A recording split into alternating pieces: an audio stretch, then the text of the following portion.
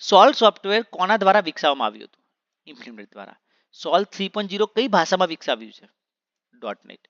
સોલ્વનો મુખ્ય ઉદ્દેશ્ય શું છે? લાઇબ્રેરીનું ઓટોમેશન. સોલ્વ 2.0 માં કેટલા મોડ્યુલ્સ હતા? 6 મોડ્યુલ. સોલ્વ 3.0 ની વિશેષતા શું છે? Web base interface. સોલ્વ 2.0 કઈ ભાષામાં વિકસાવવામાં આવ્યું હતું? વિઝ્યુઅલ બેઝિકમાં. સોલ્વ 3.0 નવું ફીચર શું છે? Unicode support. સોલ્વ 3.0 દ્વારા કેવી પ્રવૃત્તિઓ ઓટોમેટ થઈ શકે છે? લાઇબ્રેરીનું મેનેજમેન્ટ. સોલ્વના ઓપેકનો અર્થ શું થાય છે? Online public access catalogue. Solve 3.0 કઈ રીતે મલ્ટી યુઝર સપોર્ટ કરે છે? મલ્ટિપલ સિસ્ટમ લોગિન દ્વારા.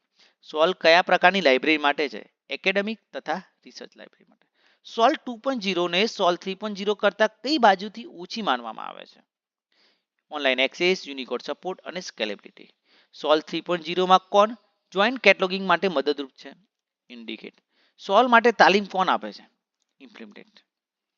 સોલ્વ 3.0 નું લેટેસ્ટ વર્ઝન ક્યારે લોન્ચ થયું હતું? 2022.